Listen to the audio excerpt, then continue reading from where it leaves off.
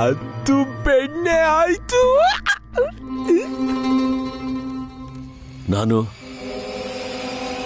ನಾನು ಯೋಚಿಸಿರಲಿಲ್ಲ ನನ್ನೊಳಗೆ ಇಂತಹ ಮಹಾನ್ ಆತ್ಮಗಳು ವಾಸಿಸುತ್ತಿವೆ ಎಂದು.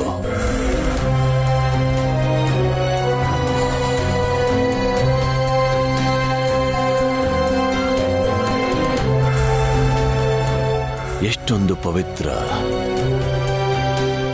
ಈ ಶ್ವೇತ ಬಣ್ಣದಲ್ಲಂತೂ ನಾನು ಆ ವಿಷ್ಣುವಿಗಿಂತಲೂ ಅಧಿಕ ಪವಿತ್ರನಂತಿದ್ದೇನೆ, ಅಲ್ಲವೇ ಚಕ್ರಧಾರಿ?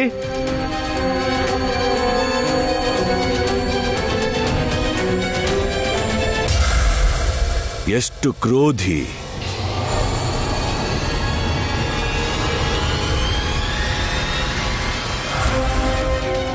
ಎಷ್ಟೊಂದು ತಾಮಸಿಕ ಮತ್ತು ಬಲಶಾಲಿ! ಇಂತಹ ಬಹು ಆಯಾಮದ ವ್ಯಕ್ತಿತ್ವದ ದೊರೆಯಂತೂ ಭಗವಂತ ಕಂಸನಲ್ಲದೆ ಇನ್ಯಾರಿರುತ್ತಾರೆ?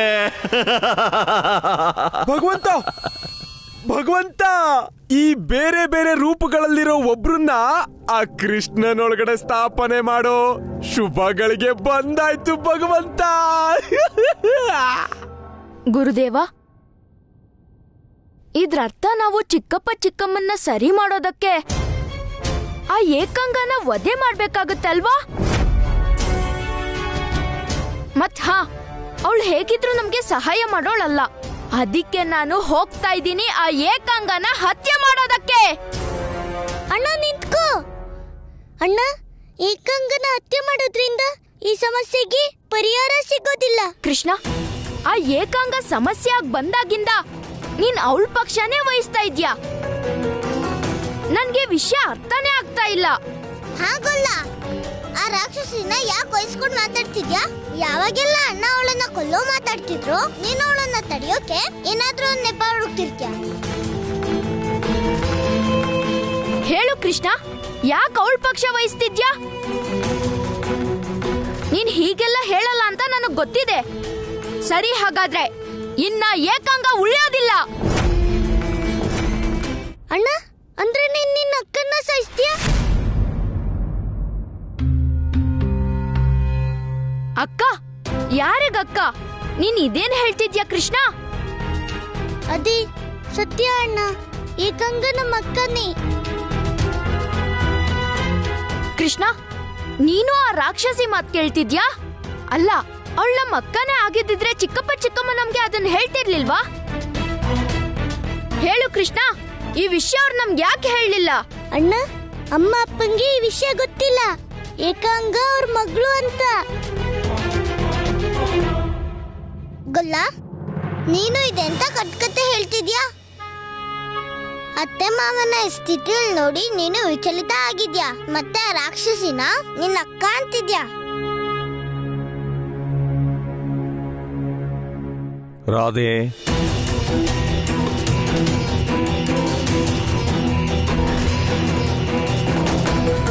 ಕೃಷ್ಣ ಸತ್ಯ ಹೇಳುತ್ತಿದ್ದಾನೆ. ಏಕಾಂಗ ನಂದ ಮತ್ತು ಯಶೋದೆಯರ ಮಗಳೇ.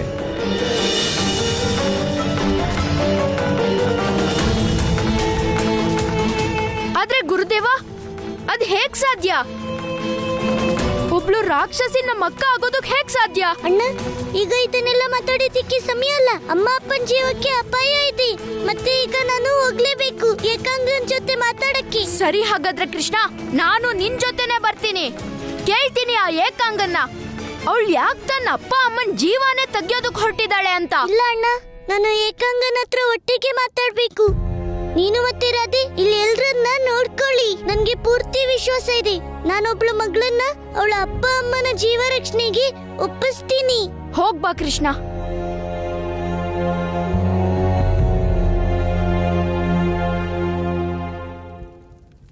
ಇಷ್ಟು ಶೀಘ್ರ? ಹಾ ಭಗವಂತ, ಆ ಕೃಷ್ಣ ಹೊರಟಿದ್ದಾನೆ ಏಕಾಂಗನ್ನ ಉದ್ಧಾರ ಮಾಡೋಕೆ.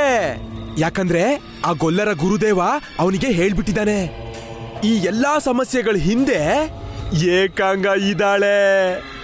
ಇನ್ನು ಉದ್ಧಾರ ಮಾಡಕ್ಕೆ ಬರ್ತಾನೆ ಭಗವಂತ. ಮತ್ತೆ ಒಮ್ಮೆ ಆ ಏಕಾಂಗಳ ಉದ್ಧಾರವಾದರೆ ನಂದರಾಜ ಮತ್ತು ನಂದರಾಣಿಯನ್ನು ಜೀವಂತಗೊಳಿಸುವವರಾರು? ಭಗವಂತ, ನೀನೇ. ಭಗವಂತ, ಇಲ್ಲಂತೂ ನಾನೇ ಬೇರೆ ಯಾರ್ದೋ ಶರೀರ ಪಡ್ಕೊಂಡು ಓಡಾಡ್ತಿದ್ದೀನಿ. ಅಂತದ್ರಲ್ಲಿ ನಾನು ಯಾರನ್ನಾದ್ರೂ ಜೀವಂತ ಮಾಡಕ್ ಸಾಧ್ಯನಾ?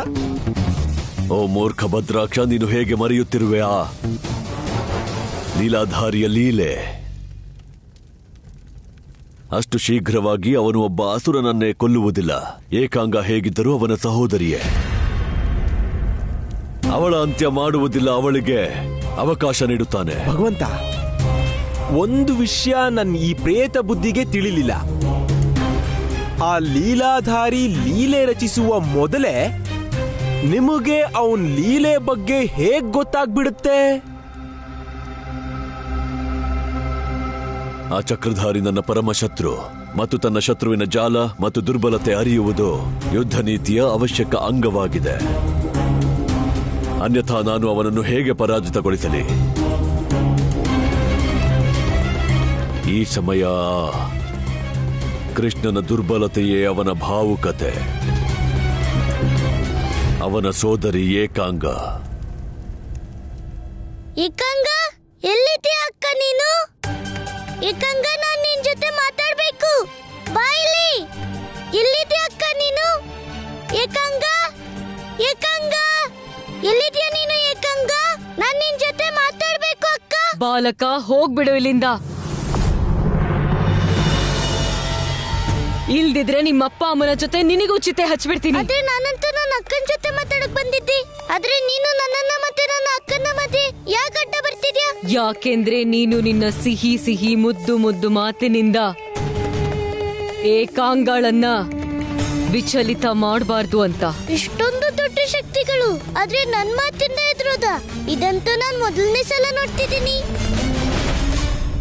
ನಂಗನ್ಸುತ್ತೆ ಈ ಬಾಲಕ ಹೀಗ್ ಹೇಳಿದ್ರೆ ಕೇಳೋದಿಲ್ಲ.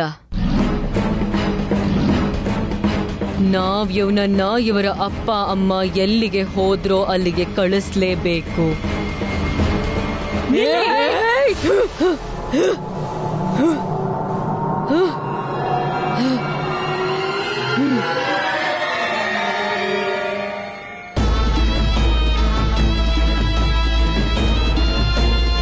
ಬಾಲಕ, ನೀನಿಲ್ಲಿಗೆ ನಿನ್ನ ತಂದೆ ತಾಯಿಯ ರಕ್ಷಣೆ ಮಾಡೋದಕ್ಕೆ ಬಂದಿದ್ಯಾ ಅಲ್ವಾ? ನನ್ನ ಅಲ್ಲ, ನಮ್ಮ ಅಪ್ಪ ಅಮ್ಮನ ರಕ್ಷಣೆಗಾಗಿ ಬಂದಿದ್ದೀನಿ. ಯಾಕಂದ್ರೆ ಅಕ್ಕ, ಅವರು ನಿನ್ಗೂ ಕೂಡ ಅಪ್ಪ ಅಮ್ಮ ತಾನೆ. ಅವರಂತೂ ನನ್ನ ಅಪ್ಪ ಅಮ್ಮ ಅಲ್ಲ, ಮತ್ತೆ ನಾನು ಯಾರಿಗೂ ಪುತ್ರಿ ಅಲ್ಲ. ಅವರು ಕೇವಲ ನನ್ನ ಶತ್ರು ಆಗಿದ್ರು, ದೋಷಿಗಳಾಗಿದ್ರು. ಮತ್ತೆ ಅವರನ್ನ ಮೃತ್ಯು ಶಯ್ಯೆ ತನಕ ತಲುಪಿಸಿ ನಾನು ಅವರಿಂದ ನನ್ನ ಪ್ರತೀಕಾರ ಪಡ್ಕೊಂಡೆ. ಏಕಾಂಗ, ಅಕ್ಕ, ನಿನ್ನಿಂದ ದೊಡ್ಡ ತಪ್ಪಾಗಿದೆ. ನಿನ್ನ ದೋಷಿ ಅಪ್ಪ ಅಮ್ಮ ಅಲ್ಲ, ಅದು ನಾನು. ನೀನು ನಿನ್ನ ಜೀವನದಲ್ಲಿ ಯಾವ ದುಃಖ ಅನುಭವಿಸಿದ್ಯೋ, ಹೇಗೆ ಏಕಾಂಗಿ ಆದ್ಯೋ, ಅದಕ್ಕೆಲ್ಲ ನಾನೇ ಕಾರಣ. ಬಾಲಕ, ನೀನು ಇದೇನ್ ಹೇಳ್ತಿದ್ಯಾ? ಹೌದು, ಇದೇ ಸತ್ಯ ಅಕ್ಕ. ಅಮ್ಮ ಅಪ್ಪಂಗಂತೂ ನಿನ್ನ ಅಸ್ತಿತ್ವದ ಅರಿವೇ ಇರಲಿಲ್ಲ. ಯಾಕಂದ್ರೆ ನೀನು ಅವರ ಭಾಗ್ಯಕ್ಕೆ ಬರೋಕು ಮೊದಲು ಕೆಲವು ದೇವತೆಗಳು ಅವರಿಂದ ಆ ಭಾಗ್ಯನ ಕಿತ್ಕೊಂಡ್ರು. ಆದ್ರೆ ದೇವತೆಗಳು ಹೀಗೆ ಷಡ್ಯಂತ್ರ ಯಾಕೆ ಮಾಡ್ತಾರೆ? ಯಾಕಂದ್ರೆ ನನ್ಗೆ ಅಮ್ಮ ಅಪ್ಪನ ಪೂರ್ತಿ ಪ್ರೇಮ ಸಿಗೋದಿಕ್ಕೆ. ಅದಕ್ಕಾಗಿ ನಾನು ಹೇಳ್ತಿದ್ದೀನಿ, ನಿನ್ನ ದೋಷಿ ಅಮ್ಮ ಅಪ್ಪ ಅಲ್ಲ, ನಿನ್ನ ದೋಷಿ ನಾನೇ.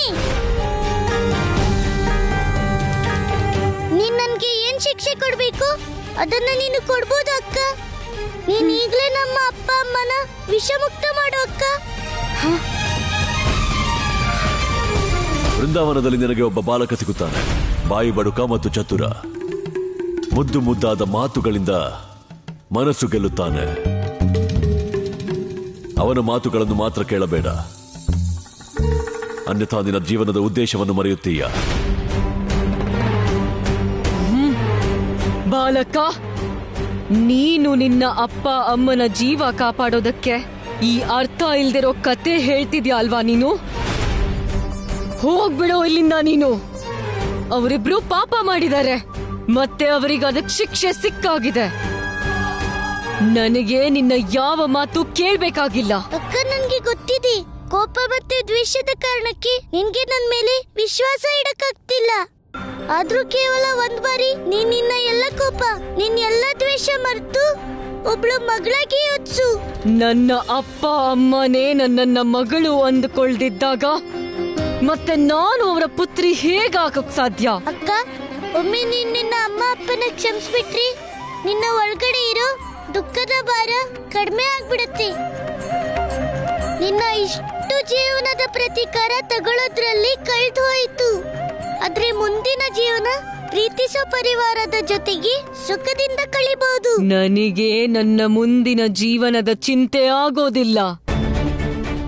ಪ್ರತೀಕಾರನೇ ನನ್ನ ಜೀವನ ಆಗಿತ್ತು, ಮತ್ತದು ಪೂರ್ಣಗೊಳ್ತು. ಅಕ್ಕ, ಏನಿಲ್ದೆ ಹೋದ್ರೂ ಒಂದ್ ಅವಕಾಶ ಕೊಡು ನಿನ್ನ ಅಪ್ಪ ಅಮ್ಮಂಗೆ. ಕೇವಲ ಒಂದ್ಸಲ ಅವಳನ್ನ ಅಮ್ಮ ಅಂತ ಕರೆದ್ಬಿಡು. ಅವಳ ಬಾಯಿಂದ ಒಂದ್ಸರಿ ಮಗಳೇ ಅಂತ ಹೇಳೋದ್ನ ಕೇಳು.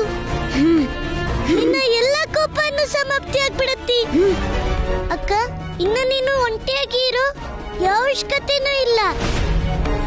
ನೀನು ಅಮ್ಮ ಅಪ್ಪನ ಜೊತೆ ನಮ್ ಜೊತೆ ಇರ್ಬೋದು. ನಿನ್ಗೂ ಅದೇ ಪ್ರೀತಿ ಸಿಗುತ್ತೆ ನನ್ಗ್ ಸಿಗ್ತಿರೋ ಹಾಗೆ. ಅಕ್ಕ, ನೀನೀ ಅಘೋರ ಶಕ್ತಿಗೆ ಹೇಳು, ಇವಳು ತನ್ನ ವಿಷ ತೆಗೆದು ನಮ್ಮ ಅಪ್ಪ ಅಮ್ಮನ್ನ ಕಾಪಾಡೋದಿಕ್ಕೆ.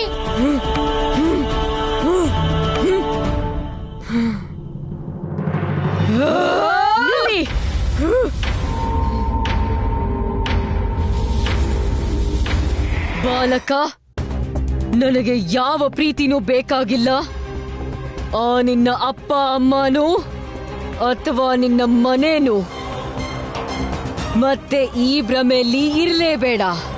ಮತ್ತೆ ನಾನು ನಿನ್ನ ಅಪ್ಪ ಅಮ್ಮನಿಗೆ ಜೀವದಾನ ಮಾಡ್ತೀನಿ ಅಂತ. ಮತ್ತೆ ಒಂದ್ ವೇಳೆ ಅವರು ಯಾವುದೇ ಕಾರಣದಿಂದ ಅವರೇನಾದ್ರೂ ಪಾರಾಗ್ಬಿಟ್ರೆ ಆಗ ನಾನು ಪುನಃ ಅವರಿಬ್ಬರ ಅಂತ್ಯ ಮಾಡ್ಬಿಡ್ತೀನಿ. ಸಾಕು ಏಕಂಗ, ನಿಂದು ಬಹಳ ಆಯ್ತು. ನನ್ಗನ್ಸುತ್ತೆ ಇನ್ನು ನಿನ್ನಲ್ಲಿ ಮನುಷ್ಯತ್ವ ಇದೆ ಅಂತ. ಎಲ್ಲೋ ಈ ಮಗಳ ಹೃದಯದಲ್ಲಿ ಅವಳ ಅಪ್ಪ ಅಮ್ಮನ ಮೇಲೆ ಪ್ರೀತಿ ಇದೆ ಅಂತ. ಅದಕ್ಕಾಗಿ ನಾನು ಇವತ್ತು ಅರ್ಥ ಮಾಡ್ಸಕ್ ಬಂದಿದ್ದೀನಿ. ಇಲ್ದಿದ್ರೆ ನಾನು ಇರುವಾಗ ನನ್ನ ಅಪ್ಪ ಅಮ್ಮನ್ಗೆ ಯಾರು ಕೆಟ್ಟದ್ ಮಾಡಕ್ಕಾಗಲ್ಲ. ಇನ್ನೀನ್ ಏನಾದ್ರೂ ಮಾಡು, ಆದ್ರೆ ನಿನ್ನ ಅಪ್ಪ ಅಮ್ಮನ ಜೀವನ ನಿನಗೆ ಕಾಪಾಡೋಕಾಗೋದಿಲ್ಲ. ಏಕಂಗ, ನೀನ್ ನನ್ನ ಅಕ್ಕ, ಹಾಗಾಗಿ ಇಲ್ಲಿ ತನಕ ಸುಮ್ನಿದ್ದೆ. ಆದ್ರೆ ನೆನ್ಪಿಟ್ಕೋ, ಅಮ್ಮ ಅಪ್ಪನ ಪ್ರೀತಿನೇ ನನ್ಗೆಲ್ಲ. ಏಕಂಗ, ನಿನ್ಗೆ ಬಹಳ ಅಹಂಕಾರ ಇದೆಯಲ್ಲ ನಿನ್ನ ಶಕ್ತಿ ಮೇಲೆ. ಸರಿ, ಮತ್ತೆ ನೀನ್ ಒಂದ್ಸರಿ ಪ್ರಯತ್ನ ಮಾಡಿ ನೋಡು, ಎಷ್ಟು ಶಕ್ತಿ ಪ್ರಯೋಗಿಸ್ತೀಯೋ ನೋಡ್ತೀನಿ. ಆದ್ರೆ ಇನ್ನ ನೀನು ನನ್ನ ಅಪ್ಪ ಅಮ್ಮಂಗೆ ನಿನ್ನಿಂದ ಏನು ಮಾಡಕ್ಕಾಗಲ್ಲ. ಮತ್ತಿದು ನಿನ್ಗೆ ನನ್ನ ಸವಾಲು.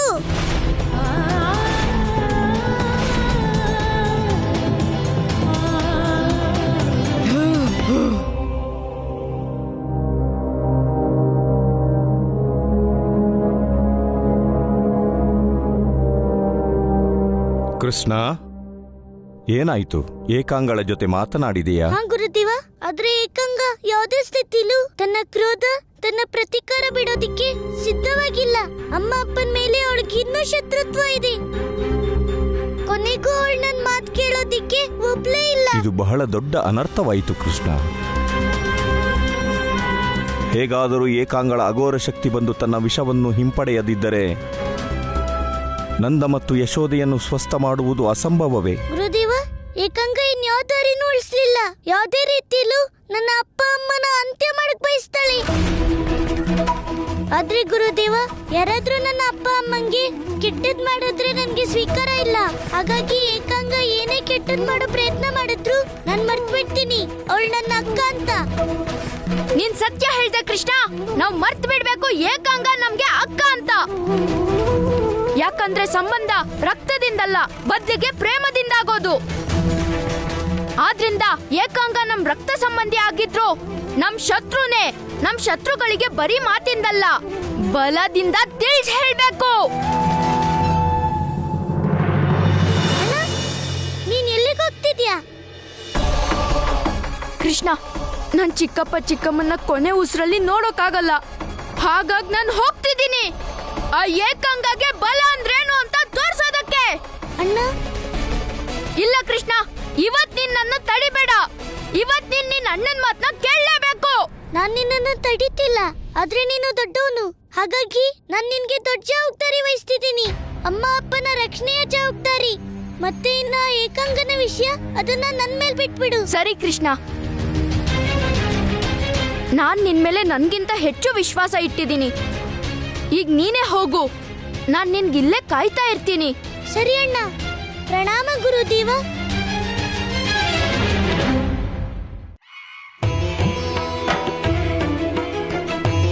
ನಿನ್ನ ದೋಷಿ ಅಪ್ಪ ಅಮ್ಮ ಅಲ್ಲ, ಅದು ನಾನು. ನೀನ್ ನನ್ಗೆ ಏನ್ ಶಿಕ್ಷೆ ಕೊಡ್ಬೇಕು ಅದನ್ನ ನೀನು ಕೊಡ್ಬೋದು ಅಕ್ಕ. ಅಕ್ಕ, ಇನ್ನು ನೀನು ಒಂಟಿಯಾಗಿ ಇರೋ ಯಾವ ಅವಶ್ಯಕತೆನೂ ಇಲ್ಲ. ನೀನು ಅಮ್ಮ ಅಪ್ಪನ ಜೊತೆ ನಮ್ ಜೊತೆ ಇರ್ಬೋದು. ನಿನ್ಗೂ ಅದೇ ಪ್ರೀತಿ ಸಿಗುತ್ತೆ, ನನ್ಗ್ ಸಿಗ್ತಿರೋ ಹಾಗೆ. ಏನ್ ಯೋಚನೆ ಮಾಡ್ತಿದ್ಯಾ ಏಕಾಂಗ? ನಮಗ್ ಗೊತ್ತಿದೆ ನೀನ್ ಆ ಬಾಲಕನ ಮಾತ್ ಕೇಳಿ ಭ್ರಮೆಯಲ್ಲಿದ್ಯಾ. ಏಕಾಂಗ, ಈ ಸಮಯ ಭ್ರಮೆಯಲ್ಲಿರೋದಕ್ಕಲ್ಲ. ನಾವು ನಮ್ ಪೂರ್ಣ ಜೀವನ ನಿನ್ನೊಳಗಡೆನೆ ಇದ್ದು ಘೋರವಾದ ವಿಷಾನ ತುಂಬ್ಕೊಂಡ್ವಿ. ನಾವದನ್ನ ವ್ಯರ್ಥ ಆಗೋಕ್ ಬಿಡೋದಿಲ್ಲ. ನಿನ್ನ ಪ್ರತೀಕಾರ ಪಡ್ದೇ ಪಡಿತೀವಿ. ಅನ್ಸುತ್ತೆ ನಿನಗೆ ನಿನ್ನ ಸಹೋದರನ ಮೇಲೆ ಪ್ರೇಮ ಭಾವ ಹುಟ್ಟಿದೆ ಅಂತ. ನೀನು ನಿನ್ನ ಸಹೋದರನ ಪ್ರೀತಿಯಲ್ಲಿ ನಿನ್ನ ಅಪ್ಪ ಅಮ್ಮನ ಪಾಪ ಮರೀತಾ ಇದ್ಯಾ. ಯಾಕೆ ಏಕಾಂಗ? ಸತ್ಯ ಹೇಳ್ತಿದ್ದೀನಲ್ವಾ ನಾನು. ನಿನ್ನ ಸಹೋದರನ ಪ್ರೇಮ ಮರೆಯೋಕಾಗ್ತಿಲ್ಲ ಅಲ್ವಾ ನಿಂಗೆ? ಅಶುಚಿತ, ಸಹೋದರನ ಪ್ರೇಮ ಸಹೋದರನ ಪ್ರೇಮ. ನಿಲ್ಸ್ಬಿಡು ಈ ಪ್ರೇಮದ ರಾಗನ. ಪ್ರೇಮದ ಮಾತ್ ಕೇಳಿದ್ರೆ ನನ್ನ ಮನ್ಸಿನಲ್ಲಿ ಬೆಂಕಿ ಬಿದ್ದಿರುತ್ತೆ. ಈಗ ನೀನು ಒಂದೇ ಒಂದು ಮಾತು ಆಡ್ಬಾರ್ದು. ಏಕಾಂಗ, ಈಗ ನೀನ್ ಹೇಳು, ಏನ್ ಆದೇಶ ಇದೆ ನಮ್ಗಲ್ಲಿ? ಏನ್ ಮಾಡ್ಬೇಕು ನಾವು ವೃಂದಾವನವಾಸಿಗಳಿಗೆ? ಅದೇ ಒಬ್ಬ ಶತ್ರುವಿನ ಜೊತೆ ನಡ್ಕೊಳ್ಳೋ ಹಾಗೆ. ಅಘೋರ, ಹೋಗು ಮತ್ ಸರ್ವನಾಶ ಮಾಡು ಪೂರ್ತಿ ವೃಂದಾವನನ. ಹೋಗು.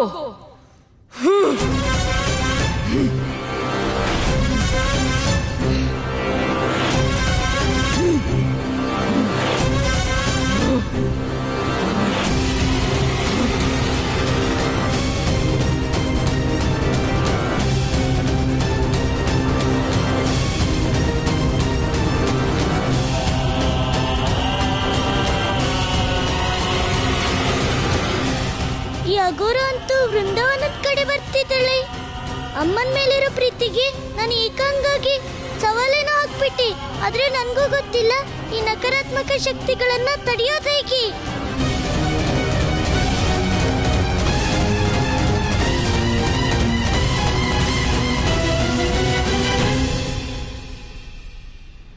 ನಾರಾಯಣ ನಾರಾಯಣ. ಪ್ರಭು, ಅಲ್ಲಂತೂ ಅನರ್ಥವಾಗುತ್ತಿದೆ. ಕೃಷ್ಣ ಅಘೋರ ಶಕ್ತಿಯನ್ನು ತಡೆಯಲಾರ, ಏಕೆಂದರೆ ಈ ಶಕ್ತಿ ಮಾತೆಯದೇ ನಕಾರಾತ್ಮಕ ಶಕ್ತಿಯಾಗಿದೆ. ದೇವರ್ಷಿ, ನೀವು ಸತ್ಯ ಹೇಳಿದಿರಿ. ಹೇಗೆ ನಿಮ್ಮ ಮಾತೆ ಜಗತ್ತಿಗೆ ಶುಭ ನೀಡುವಳು, ಹಾಗೆಯೇ ಅವಳ ನಕಾರಾತ್ಮಕ ಶಕ್ತಿ ಅಘೋರ ಜಗತ್ತಿನ ಸರ್ವನಾಶ ಮಾಡುತ್ತಾಳೆ. ಮತ್ತು ಅವಳ ಅಘೋರ ಶಕ್ತಿಯಲ್ಲಿ ನಿಮ್ಮ ಮಾತೆಯ ಸಮಾನವೇ ನಕಾರಾತ್ಮಕ ಶಕ್ತಿ ಇದೆ. ನಾರಾಯಣ ನಾರಾಯಣ. ಮತ್ತೆ ಮುಂದೇನು ಪ್ರಭು? ದೇವರ್ಷಿ, ಮುಂದಾಗುವುದನ್ನ ಕೇವಲ ನಿಮ್ಮ ಮಾತೆಯೇ ನಡೆಸಬೇಕು. ಏಕೆಂದರೆ ಅಘೋರ ಶಕ್ತಿಯನ್ನು ಕೇವಲ ಪುಣ್ಯ ಲಕ್ಷ್ಮಿಯೇ ತಡೆಯಬಹುದು. ಆದರೆ ಪ್ರಭು, ದೇವಿ ರಾಧೆ ಭೂಮಿಯ ಮೇಲೆ ಪೂರ್ಣ ಶಕ್ತಿಯ ರೂಪದಲ್ಲಿದ್ದಾಳೆ. ಮತ್ತೆ ಅವಳೇ ಅಘೋರ ಶಕ್ತಿಯನ್ನು ತಡೆಯಲಾಗದೆ. ದೇವರ್ಷಿ, ದೇವಿ ರಾಧೆ ಲಕ್ಷ್ಮಿ ಅವಶ್ಯ ಹೌದು, ಆದರೆ ಅವಳಿಗೆ ತಾನು ಪೂರ್ಣ ಎನ್ನುವ ಆಭಾಸವಿಲ್ಲ. ದೇವರ್ಷಿ, ನಾನು ಸ್ವಲ್ಪ ಸಮಯಕ್ಕಾದರೂ ಭೂಮಿಗೆ ತೆರಳಲೇಬೇಕು. ಸ್ವಲ್ಪ ಸಮಯದವರೆಗೆ ರಾಧೆಯಲ್ಲಿ ಸಮಾಹಿತಳಾಗಬೇಕು. ಆ ರೀತಿ ರಾಧೆಗೆ ತನ್ನ ಪೂರ್ಣತೆಯ ಆಭಾಸವಾಗಬೇಕು ಮತ್ತು ಅಘೋರಾ ಶಕ್ತಿಯನ್ನು ತಡೆಯಬೇಕು.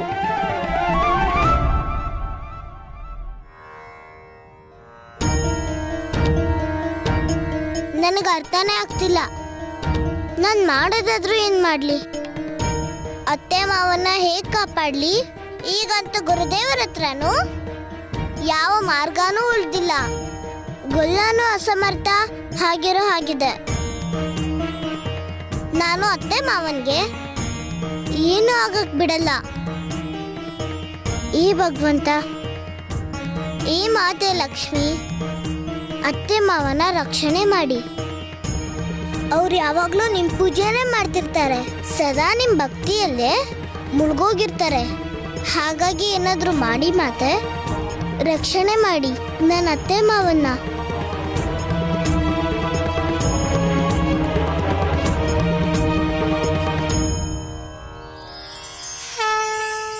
ರಾಧೆ,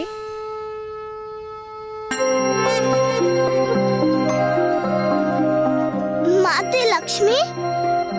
ಹಾ ರಾಧೆ.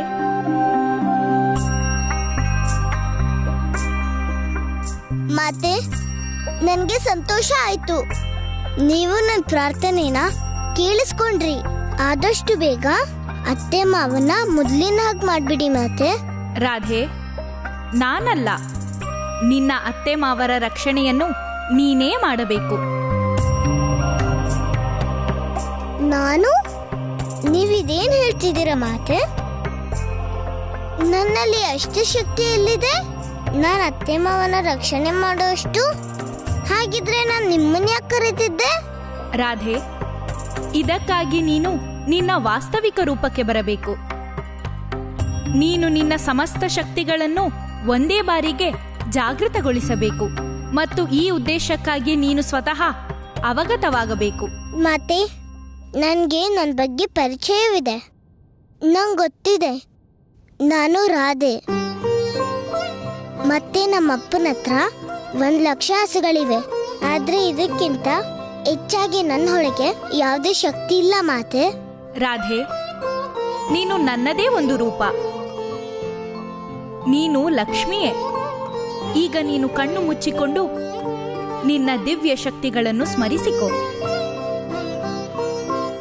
ಈಗ ನೀವೇ ಹೇಳ್ತಿದ್ಮೇಲೆ ನಾನು ಒಂದ್ಸಾರಿ ಪ್ರಯತ್ನ ಮಾಡಿ ನೋಡ್ತೀನಿ ಮಾತೆ.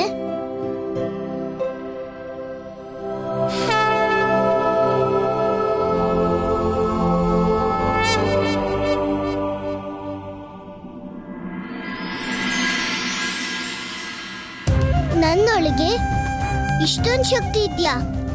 ಆದ್ರೆ ನನಗೆ ಗೊತ್ತೇ ಇರಲಿಲ್ಲ. ನಾನು ಸತ್ಯದಿಂದ ಎಷ್ಟು ದೂರ ಇದ್ದೆ.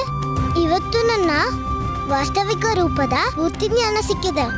ಇವತ್ತು ನನಗೆ ಗೊತ್ತಾಗಿದೆ, ನಾನು ಬೇರೆ ಯಾರೂ ಅಲ್ಲ, ನಾನೇ ಸಾಕ್ಷಾತ್ ಲಕ್ಷ್ಮಿ ಅಂತ.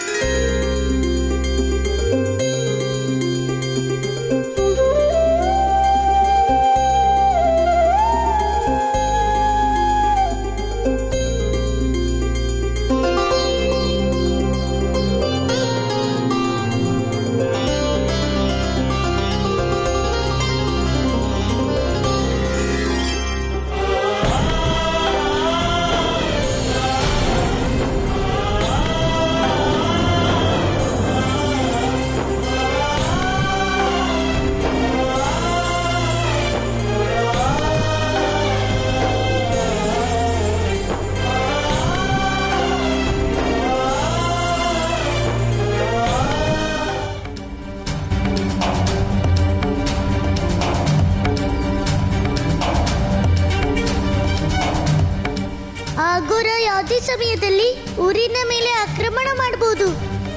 ಅರ್ಥನೇ ಆಗ್ತಿಲ್ಲ ಅವಳನ್ನ ತಡೆಯೋದು ಹೇಗಂತ. ಪರಮಾವತಾರಿ ಶ್ರೀಕೃಷ್ಣ,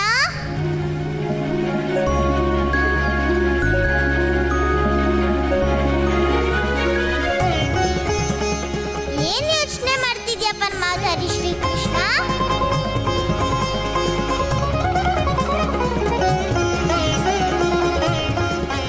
ಪರಮ ಪರಮಾವತಾರಿ ಶ್ರೀಕೃಷ್ಣ.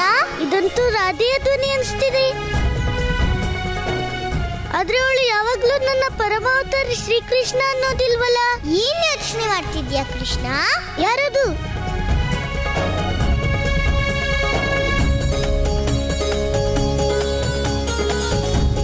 ಇಲ್ಲಂತೂ ಯಾರು ಕಾಣಿಸ್ತಿಲ್ಲ.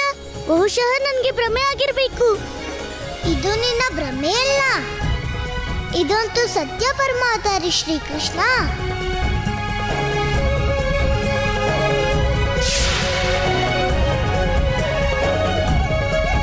ಈಗ ನನಗೆ ಗೊತ್ತಿದೆ ನೀನು ಪರಮಾವತಾರಿ ಶ್ರೀಕೃಷ್ಣ ಅಂತ.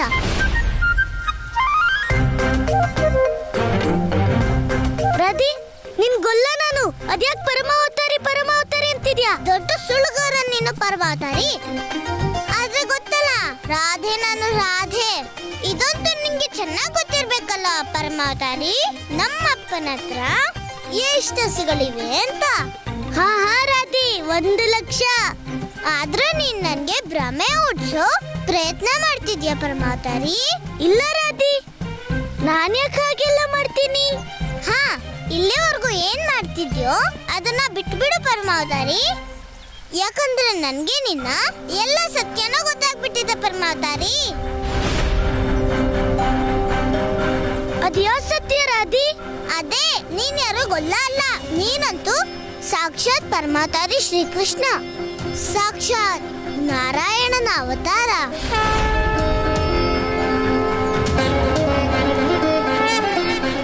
ಈ ರಾಧಿಗೆ ಇದ್ದಕ್ಕಿದ್ದಾಗೆ ಏನಾಯ್ತು? ಒಮ್ಮೆಯವಳಿಗೆ ಗುರುದೇವರು ಏನಾದ್ರೂ ಹೇಳ್ಬಿಟ್ರ?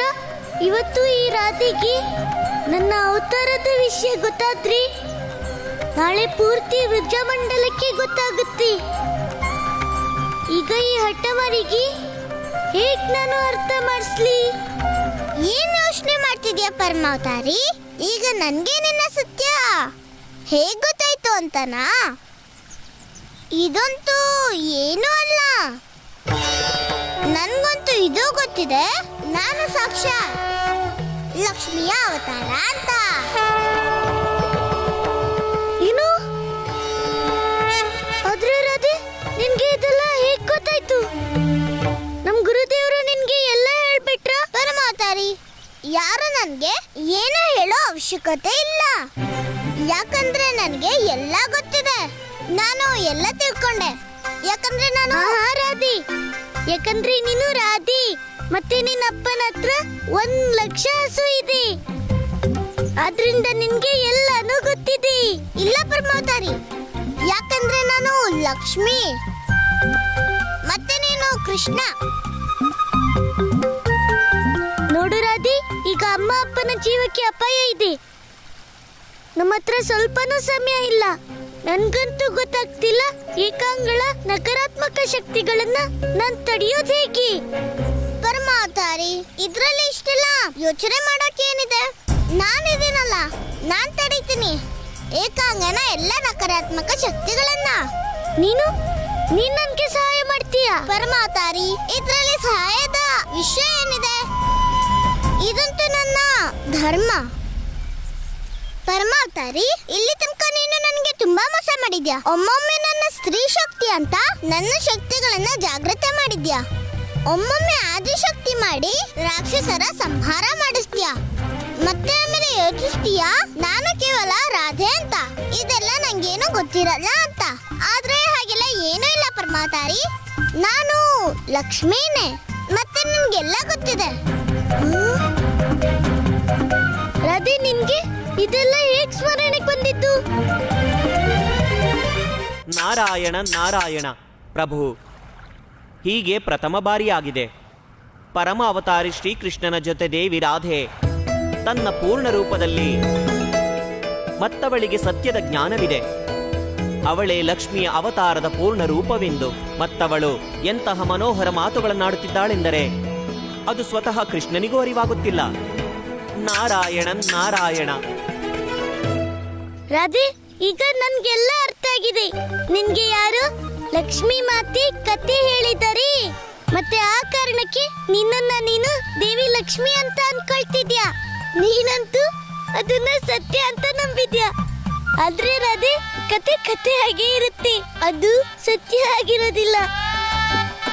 ಹಾಗಾಗಿ ನೀನು ಕತೆಯಿಂದ ಹೊರಗಡೆ ಬಂದ್ಬಿಡು, ಮತ್ತೆ ನನ್ನ ಮಾತನ್ನ ಗಮನ ಇಟ್ಕೇಳು. ರಾಧೆ, ವಿಷಯ ಏನಂದ್ರೆ, ಈಗ ಗಮನ ಇಟ್ಕೇಳು. ನೀನ್ ಇದನ್ನೇ ಅಲ್ವಾ ತಿಳ್ಕೋಬೇಕು, ಆ ಏಕಾಂಗನ ನಾನು ಹೇಗ್ ತಡಿತೀನಿ ಅಂತ. ಶ್ರೀಕೃಷ್ಣ, ಏಕಾಂಗನ ನಕಾರಾತ್ಮಕ ಶಕ್ತಿಗಳು ನನ್ನದೇ ನಕಾರಾತ್ಮಕ ಶಕ್ತಿಗಳು. ಏಕಾಂಗಳ ಒಳಗಿರೋ 4 ಶಕ್ತಿಗಳು ಅನ್ನಸ್ತ, ಅಘೋರ, ಅಲಕ್ಷ್ಮಿ, ಅಸುಚಿತ, ಈ 4 ನನ್ನದೇ ಕೆಟ್ಟ ನಕಾರಾತ್ಮಕ ಶಕ್ತಿಗಳು. ನಿಂಗೆ ಇದು ನೆನಪಿದ್ಯಾ ರಾಧಿ? ಕೇವಲ ಇಷ್ಟೇ ಅಲ್ಲ, ಈಗ ನಾನು ಯಾವ ರೀತಿಲಿ ಜಗತ್ತಿನ ಶುಭಕ್ಕಾಗಿ ನಾನು ಸಕಾರಾತ್ಮಕತೆ ಧಾರಣೆ ಮಾಡ್ತೀನೋ, ಅದೇ ತರ ಆ 4 ಶಕ್ತಿಗಳು ನಕಾರಾತ್ಮಕತೆ ಧಾರಣೆ ಮಾಡೋದು. ಹಾಗಾಗಿ ಅವನ್ನ ಕೇವಲ ನಾನೇ ತಡೆಯೋಕ್ಕಾಗೋದು ಪರಮಾವತಾರಿ. ಶ್ರೀಕೃಷ್ಣ, ನಾನಂತೂ ನಿನ್ಗೆ ಸತ್ಯನೇ ಹೇಳ್ತಿರೋದು, ಆದ್ರೆ ನನಗನ್ನಿಸ್ತಿದೆ ನಿನಗಂತೂ ಗೊಂದಲ ಇನ್ನೂ ಹೆಚ್ಚಾಗ್ತಿದೆ ಅಂತ. ಅದ್ಯಾಕಂದ್ರೆ ನನ್ಗೆ ಈ ವಿಷಯ ಗೊತ್ತಾಗ್ತಿಲ್ಲ. ನಿನ್ಗೆ ನನ್ನ ಎಲ್ಲ ರಹಸ್ಯ ಗೊತ್ತಾಗಿದ್ದೆ ಹೇಗೆ? ರಾಧೆ ಇವತ್ತೇನೋ ವಿಶೇಷವಾಗಿ ಅನ್ಸ್ತಿದ್ದಾಳೆ. ಈಗ್ಲೇ ತಿಳ್ಕೋಬೇಕು ಈ ವಿಶೇಷತೆಗೆ ಕಾರಣ ಏನಂತ.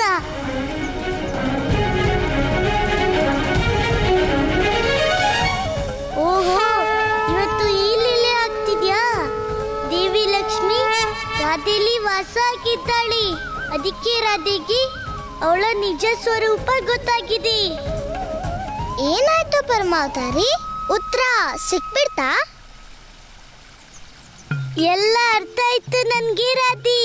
ಸರಿ ಹೇಳು, ಏನು ಉಪಾಯ ಮಾಡಿದ್ಯಾ? ಹೇಗ್ ಕೊನೆಗೊಳಿಸೋದು ಏಕಾಂಗ ಒಳಗಿರೋ ಎಲ್ಲ ದುಷ್ಟ ಶಕ್ತಿಗಳನ್ನ? ರಾಧಿ, ಯೋಚನೆಗಳನ್ನ ನಾನೀಗ ವಿಶೇಷ ಜ್ಞಾನದ ಬಗ್ಗೆ ತಿಳ್ಕೊಳಕ್ಕೆ ಮಾಡ್ಬೇಕು. ಅದು ಅಲ್ದೆ ನಿನ್ಗೆ ಎಲ್ಲ ಗೊತ್ತಿದ್ರಿ ಮತ್ತೆ ಬೇರೆ ಯೋಚನೆ ಯಾಕೆ?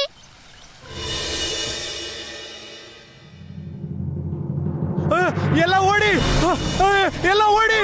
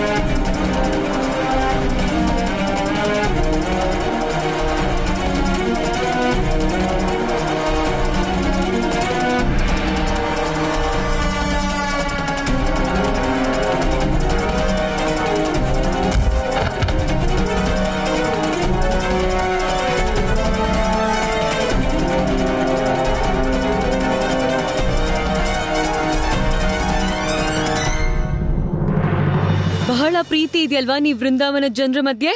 ಈಗ ನಿಮ್ ಪ್ರೇಮದ ಜೊತೆಗೆ ನಿಮ್ಮೆಲ್ಲರ ಅಂತ್ಯ ಆಗುತ್ತೆ.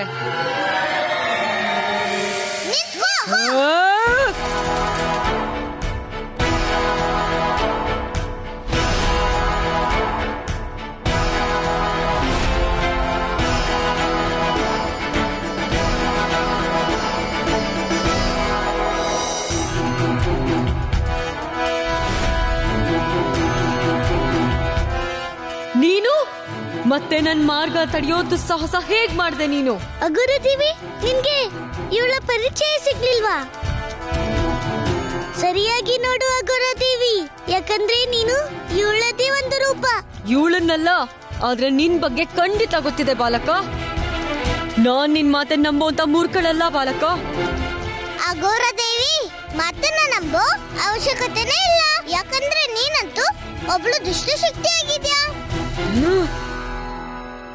ಈ ಜಗತ್ತಲ್ಲಿ ಬರೀ ಒಂದೇ ಶಕ್ತಿ ಇರೋದು, ಲಕ್ಷ್ಮಿ. ಕಾಲಕ್ಕೆ ತಕ್ಕಂತೆ ಕೆಟ್ಟ ಶಕ್ತಿಗಳಾದ ನೀವೆಲ್ಲ ನನ್ನಿಂದ ಬೇರೆ ಆಗಿದ್ದೀರಾ. ಅಘೋರದೇವಿ, ಹಾಗಾಗಿ ನಾನು ಹೇಳ್ತೀನಿ, ಈಗ ನೀನು ಯಾವ ಮಾರ್ಗದಲ್ಲಿ ಹೋಗ್ತಿದ್ಯೋ ಆ ಮಾರ್ಗ ಬಿಟ್ಬಿಡು, ಮತ್ತೆ ನನ್ನ ಅಪ್ಪ ಅಮ್ಮನ ಸರಿ ಮಾಡು. ಇಲ್ದಿದ್ರೆ ನಿನ್ನ ಅಂತ್ಯ ನಿಶ್ಚಿತನೇ. ಯಾರ್ ಅಂತ್ಯ ಮಾಡ್ತಾರ ನನ್ನನ್ನ? ನೀವಿಬ್ರಾ? ಇನ್ನು ನೀವಿಬ್ರು ನನ್ ಶಕ್ತಿನ ನೋಡೇ ಇಲ್ಲ.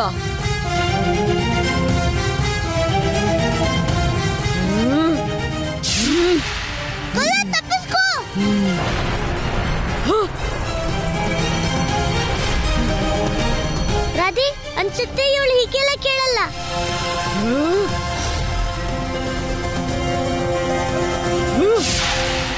ಪಕ್ಕಕ್ಕೆ ಹೋಗು.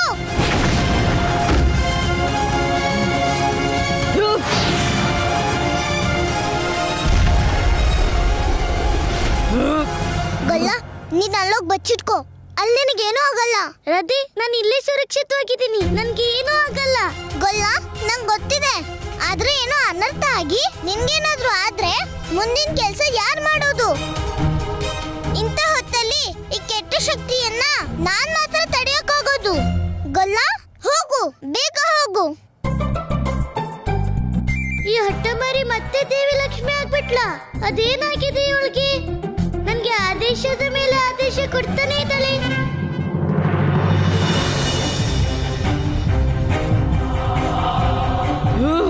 ಅಗೋರ, ಇನ್ನೂ ಕಾಲ ಮಿಂಚಿಲ್ಲ. ಅಧರ್ಮದ ದಾರಿ ಬಿಟ್ಬಿಡು, ಇಲ್ಲ ಅಂದ್ರೆ ಇವತ್ತು ನಿನ್ ಕತೆನ ಮುಗಿಸ್ಬಿಡ್ತೀನಿ. ಅದನ್ನ ಸಮಯನೇ ಹೇಳುತ್ತೆ, ಯಾರ ಅಸ್ತಿತ್ವ ಸಮಾಪ್ತ ಆಗುತ್ತೆ ಮತ್ ಯಾರು ಉಳಿಯೋದು ಅಂತ.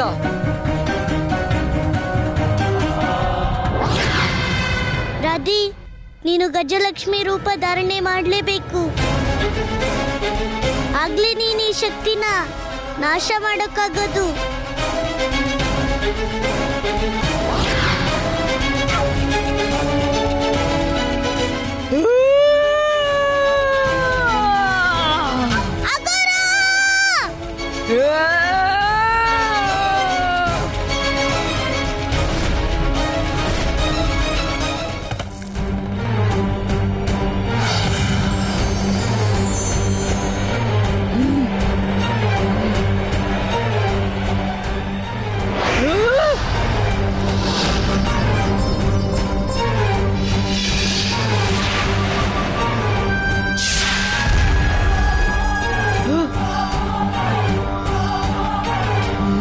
ಅಘೋರ ದೇವಿ, ನಿನಗೆ ಎಷ್ಟು ಹೇಳಿದ್ರು ನೀನ್ ಕೇಳಲಿಲ್ಲ. ಆದ್ರೆ ಇವತ್ತು ನಿನ್ನ ಸಾವು ಹತ್ರ ಆಗಿದೆ. ಗಜಲಕ್ಷ್ಮಿ, ಅಂತ್ಯ ನಂದಲ್ಲ, ನಿನ್ನ ರೂಪದ್ದಾಗೋದು. ನೀನು ಮರ್ತಿದ್ಯಾ ಅಘೋರ? ಹಿಂದೆ ಒಂದ್ಸಲ ಕೂಡ ನಾನು ಇದೇ ರೂಪದಲ್ಲಿ ನಿನ್ನ ಸೋಲಿಸಿದ್ದೆ. ಇವತ್ ನಂಗೆ ನಿನ್ನಿಂದ ಅದೇ ಸೋಲಿಗೆ ಪ್ರತೀಕಾರ ಪಡಿಬೇಕು ಗಜಲಕ್ಷ್ಮಿ.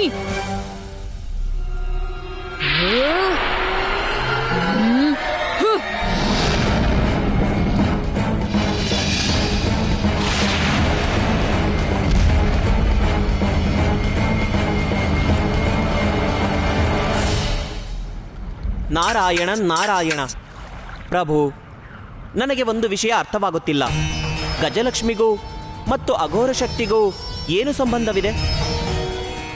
ಮಾತೆ ಲಕ್ಷ್ಮಿಗೇಕೆ ಗಜಲಕ್ಷ್ಮಿಯ ರೂಪಧಾರಣೆ ಮಾಡಬೇಕಾಗಿದೆ?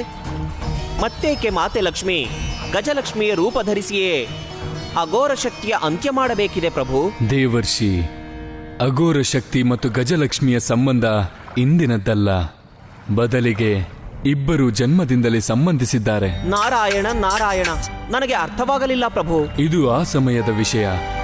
ಆಗ ಸಮುದ್ರ ಮಂಥನ ನಡೆಯುತ್ತಿತ್ತು ಮತ್ತು ಸಮುದ್ರ ಮಂಥನದ ಸಮಯದಲ್ಲಿ ದೇವಿ ಲಕ್ಷ್ಮಿಯ ಜೊತೆಗೆ ಇವೆಲ್ಲ ಶಕ್ತಿಗಳು ಪ್ರಕಟಗೊಂಡವು.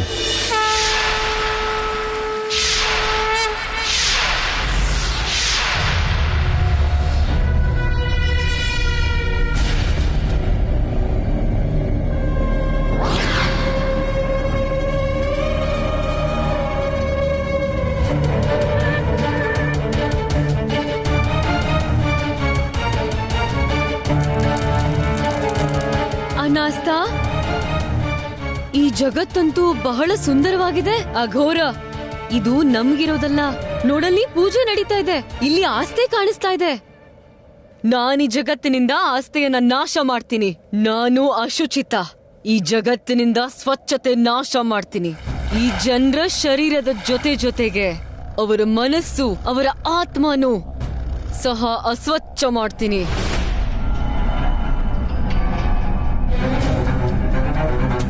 ಸಂಪೂರ್ಣ ಜಗತ್ತೇ ನನ್ ಸೋದರಿ ಲಕ್ಷ್ಮಿ ಕಾರಣದಿಂದ ಸುಖಮಯವಾಗಿ ಕಾಣಿಸ್ತಿದೆ.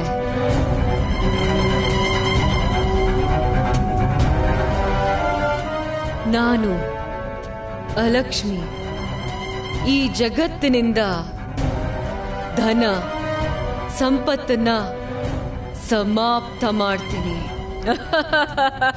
ಮತ್ತೆ 4 ಕಡೆ ದರಿದ್ರತೆ ಸಾಮ್ರಾಜ್ಯನ ಸ್ಥಾಪನೆ ಮಾಡ್ತೀನಿ.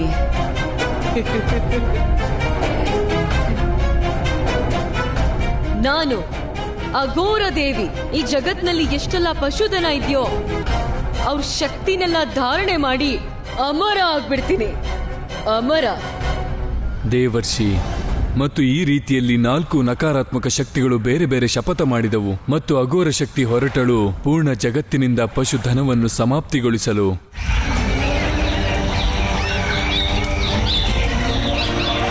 ಇನ್ನಿಲ್ಲಿ ಯಾವ ಪಶುನು ಉಳಿಯೋದಿಲ್ಲ, ಯಾವ ಪಶು ಸಂತಾನವೂ ಉಳಿಯೋದಿಲ್ಲ. ನಾನು ಸಂಪೂರ್ಣ ಜಗತ್ತಿನಿಂದ ಪಶು ಸಂತಾನ ನಾಶ ಮಾಡ್ತೀನಿ.